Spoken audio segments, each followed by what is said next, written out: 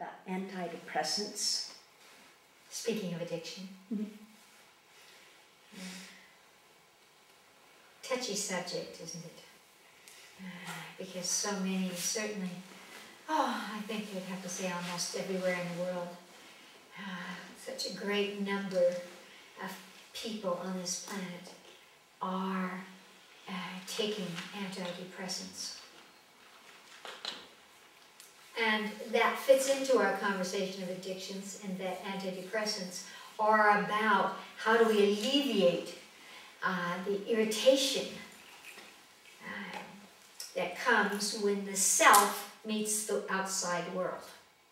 People cannot handle noise, they cannot handle emotions, they cannot handle people, and so they are given antidepressants as a way of holding the brain frequencies in such a way that they will be numbed out, that they will not have the energy or the desire, the irritation that sparks them into reactive behavior. I'm not a proponent of antidepressants. I think that there are other alternative ways to deal with that kind of imbalance in the personality, imbalance in the brain waves, and the emotions, so that we can find a place that's safe inside ourselves, safe for us and safe for the people around us. The interesting thing about most antidepressants, now there are a lot of interesting things, but one of them is that they affect the uptake of serotonin in the brain. Serotonin is a stimulating energy in the brain, which allows the brain to look out at the world and say everything is fine. It's a neurotransmitter. And so, from my perspective, if you have emotional problems, you need more serotonin, not less. We don't need to disrupt the uptake of it, but we need to open the channels of it so that the brain can say everything's fine, everything is fine. And we can do that by taking blue-green algae, for example. You can do that by taking chlorophyll, energetics, food with the kind of life force energy that stimulates the body's capacity to take up the serotonin and affect the nerve pulses in the body. Another thing that's very important to know, two of the things that are important to know about antidepressants, first, that they aren't the kind of thing you can take and stop taking tomorrow. They have been found to cause profound,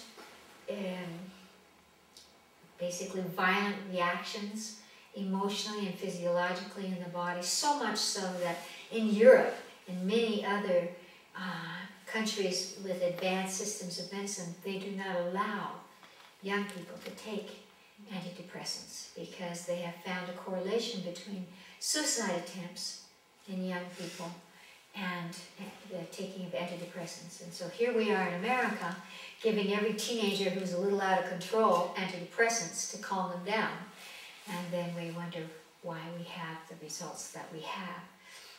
So I feel that we should pay attention to what other countries have observed and follow their lead about that. There have been some very interesting studies of people who have been placed in jail, who have killed their children, who have done horrendous things. They were all on antidepressants. In fact, some of them were on 2 or 3 different kinds of antidepressants at the same time. We must stop and say, is this something that's helping us, or is this contributing to behavior that is so powerfully detrimental? Depression is a strange word, you know. Are we depressed when we've had a baby and our hormones are changing? Why don't we leave that to the body? It will come through that. Why do we fiddle with it? The moon gets large and narrow, and as it does, people have different reactions. I worked in the men's penitentiary in Bolivia, and when the moon was either full or new, the inmates would go basically psychotic. They'd go out of their bodies, there was more violence, there was a lot more stuff that went on, simply because the moon was doing this. So why do we feel that, and why do we instigate from early childhood that we should be on an even keel? No. Sometimes that manic depressant behavior is the source of brilliance.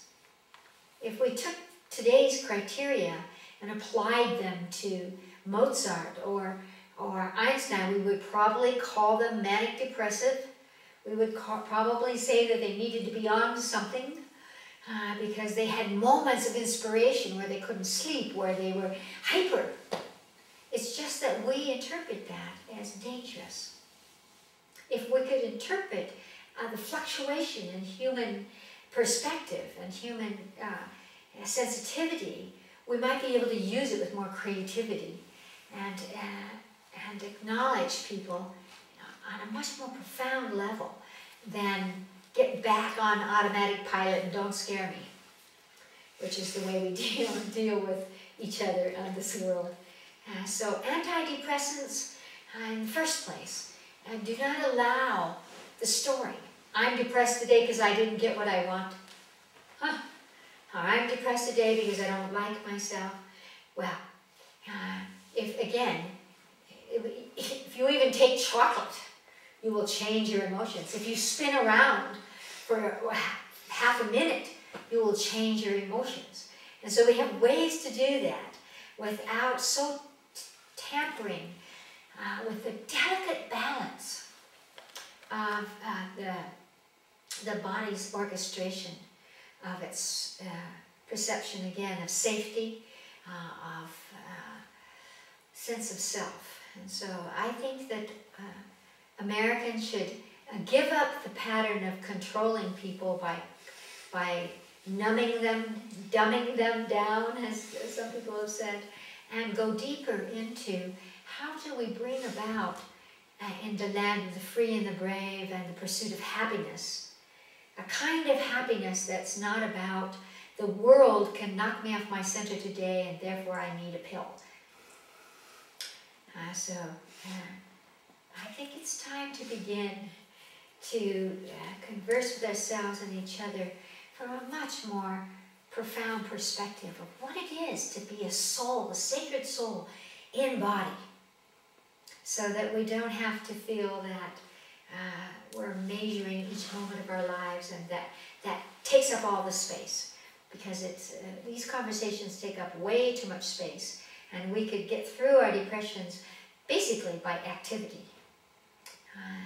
Whether that's helping a friend or digging in your garden or whatever it is. We have so many other ways rather than, again, causing, and I would have to say damage to our bodies through antidepressants. Anything you can't get off of, so speaking of addiction, anything you can't get off in less than a year or 6 months, there's something pretty profound going on there that we should decide very carefully if we want to enter into that beforehand. I know that it's a very popular thing. I have friends in Latin America and several places who feel that it is very cutesy, what can I say, to be on antidepressants. If you're not on antidepressants because all of your friends are, well, there's really something wrong with you. You're not perceiving how tough life is and how tragic it all is. And I do think we should give that one up and start applauding each other for being who we are, whether that's up or down or in between. But begin to play with how shall we use feeling depressed or feeling hyper or feeling out of control or feeling helpless. We have the answers. We can do that. So thank you.